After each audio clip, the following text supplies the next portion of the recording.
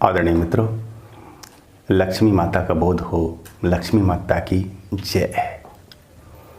दोस्तों, आज का विषय है धनवान बनने के उपाय, धनवान बनने के तरीके, धनाभाव को, धन के अभाव को कैसे दूर किया जाए, कैसे अमीर बना जा सकता है,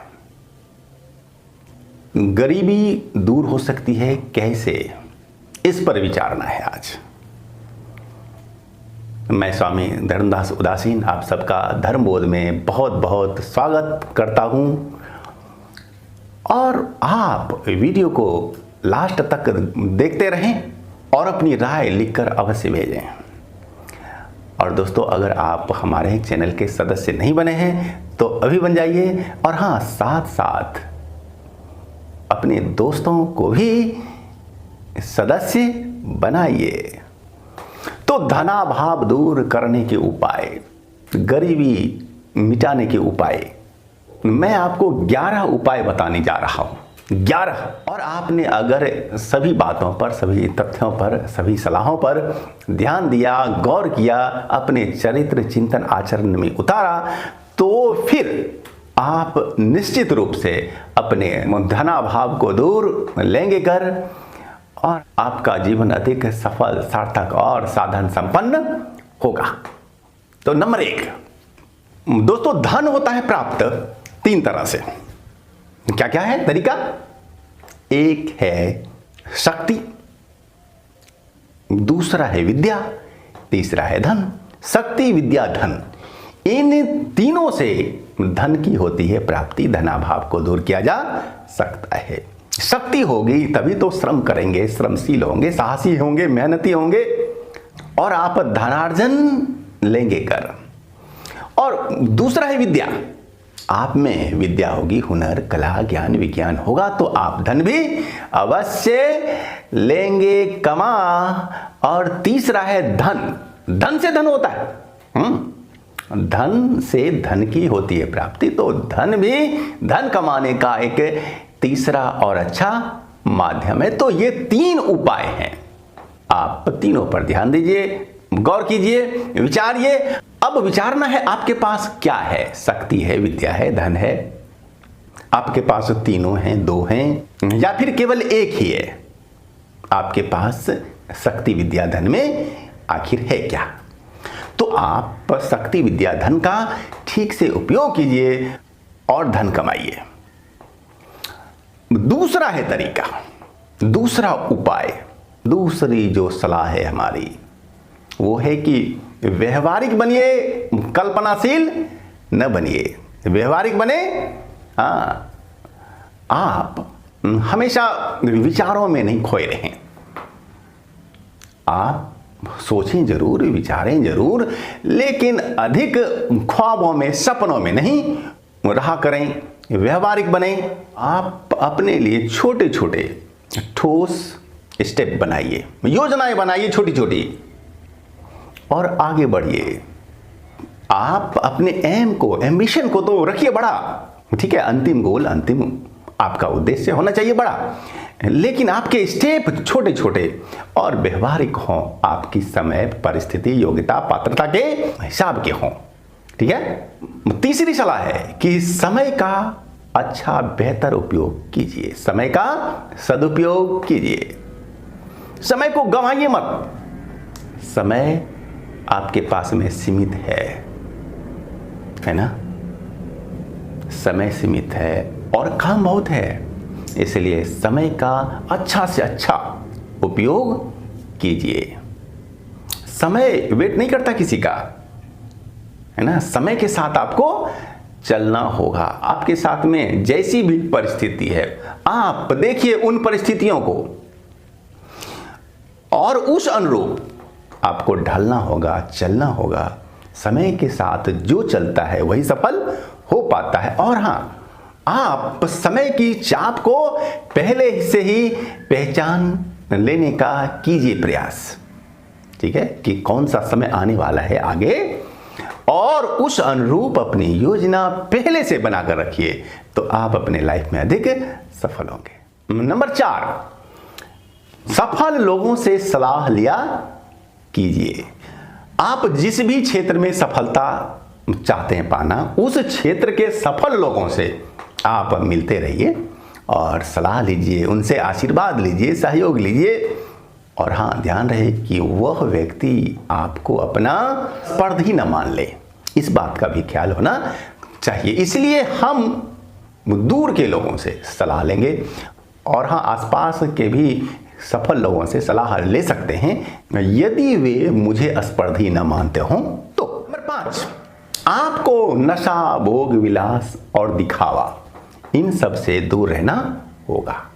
यदि आप हो गए हैं शिकार खैनी, बीड़ी, पान, गांजा, सिगरेट, चरस, दारू, अफीम के, तो फिर इन्हें जल्दी से जल्दी छोड़ दीजिए, क्योंकि ये नशा आपको अटकाएगा, भटकाएगा, अपनी मंजिल तक नहीं पहुंचने देगा। ये बनेंगे बाधक आपके।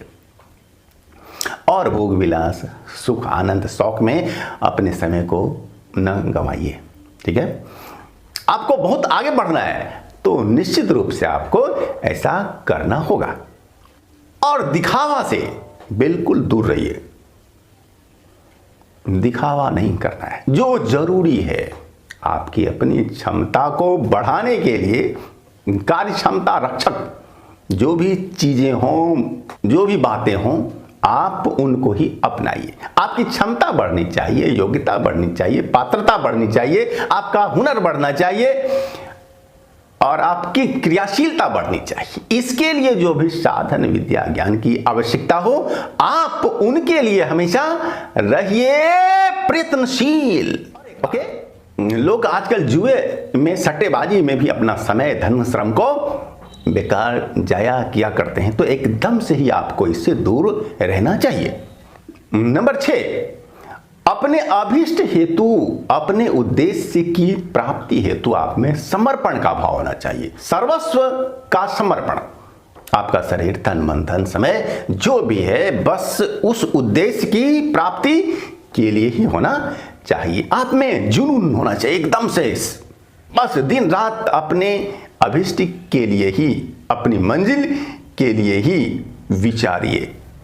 अगर आपने अपनी संपूर्ण एकाग्रता के साथ ये किया तो आप अवश्य अपने उद्देश्य में होंगे सफल। नंबर 7, अपनी साख को बढ़ाइए। एक कहावत भी है कि साख है तो लाख है। तो साख को बढ़ाना है, लोग आप पर विश्वास, भरोसा कर सकें, इस लायक बनिए। आपके परिवार के, घर के, समाज के और व्यापार के, नौकरी के, अपने जो भी हैं आसपास के लोग आप पर विश्वास कर सकें, भरोसा कर सकें, इस लायक बनना होगा। आपका व्यवहार, आचरण, चरित्र, चिंतन होना चाहिए वैसा कि लोग आप पर आंख बंद कर भरोसा कर सकें। यदि आपने भरोसा जीत लिया तो आप अवश्य होंगे सफल, इसमें संदेह नहीं है। नंबर 8, अपने स्वास्थ्य को उत्तम बनाकर रखिए। आपका शरीर और मन एकदम से होना चाहिए स्वस्थ। अगर आपका शरीर, मन स्वस्थ नहीं है तो आप ज्यादा आगे नहीं बढ़ पाएंगे। इसलिए अपने शरीर, मन के स्वास्थ्य हेतु आपको भरपूर करना चाहिए प्रयास।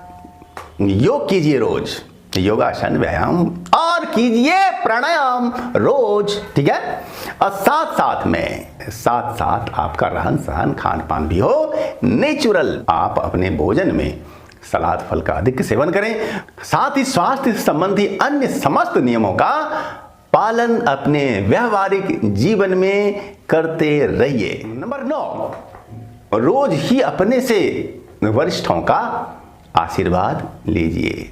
ठीक है, अपने माता पिता और गुरु का, श्रेष्ठ जनों का आशीर्वाद रोज लीजिए और अपने छोटों को, अपने दोस्तों को आप स्नेह प्यार भी बांटिए। जो व्यक्ति आशीर्वाद लेता है और स्नेह प्यार को बांटता है अपने दोस्तों में, छोटों में, तो वो व्यक्ति अपने जीवन में अधिक होगा सफल।